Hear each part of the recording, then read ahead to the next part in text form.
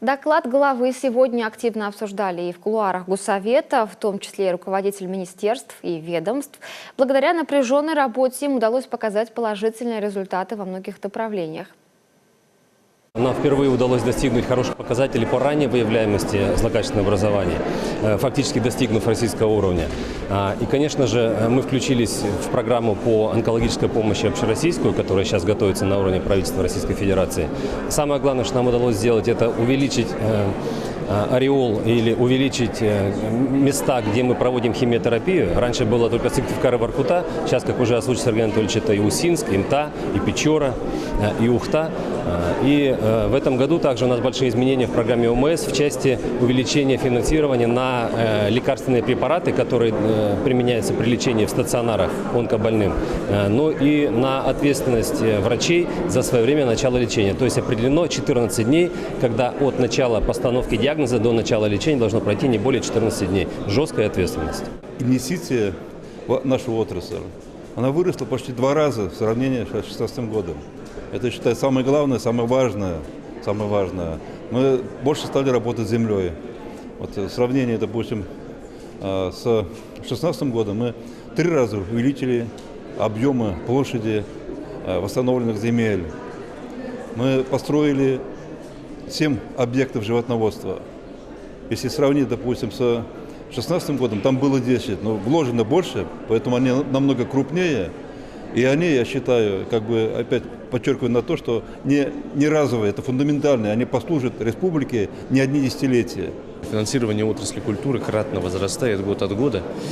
И в прошлом году, исходя из тех потребностей, которые было необходимо направить на повышение заработной платы нашим коллегам, и в этом году уже по истечении срока реализации майских указов, в любом случае мы видим положительную динамику в уровне финансирования. Конечно, этот плюс, который год от года происходит в финансировании сферы культуры, конечно, отражается на инфраструктуре отрасли, на настроении нашей республики. И это, безусловно, в каждом районе такой очаг можно найти. В каждом районе произошли какие-то изменения в плане материально-технического оснащения домов культуры. В каждом районе произошли некоторые изменения по ремонтным работам в учреждениях культуры. Конечно, это все ощущается. Не менее амбициозной задачей на 2018, в частности, после решения Конституционного суда о выводе северных районов надбавок из МРОД, Минфину придется дополнительно изыскать 5 миллиардов на выплату заработной платы работникам государственных предприятий. Впрочем, эта задача уже в стадии решения.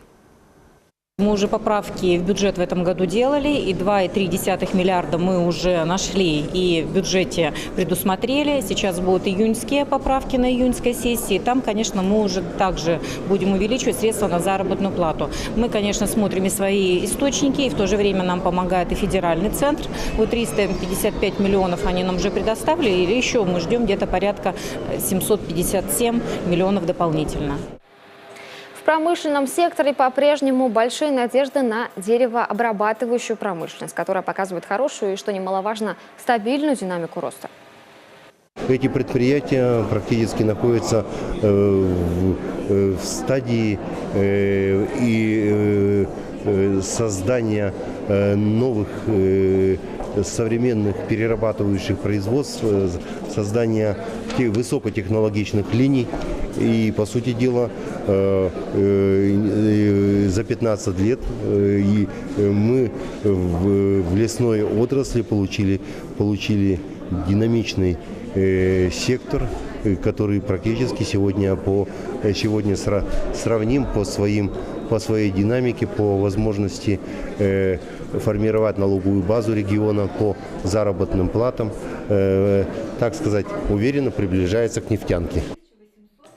Особое внимание социальной отрасли, на нее приходится 67% расходов бюджета. Впрочем, как показывает практика, средства эти расходуются не впустую, и работники социальных служб региона постоянно совершенствуют методы своей работы.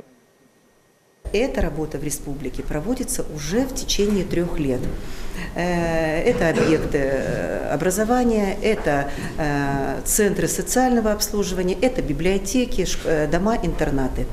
И я хочу сказать, что несмотря на то, что публичный рейтинг является механизмом информирования потребителей услуг, но он еще и является механизмом обратной связи.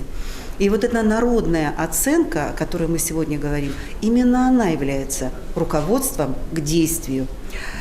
Приведу некоторые примеры. В системе социальной защиты в каждом учреждении проведена сегодня независимая оценка качества оказываемых услуг. Кстати, рейтинг на хорошо и отлично.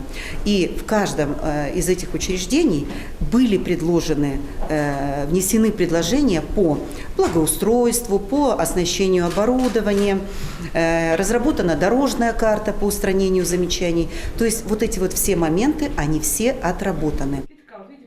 Как отметили эксперты, в этом году усилия профильных министерств должны быть направлены не только на социальную помощь, но и на адаптацию подопечных социальных центров. И речь идет в первую очередь о представителях старшего поколения.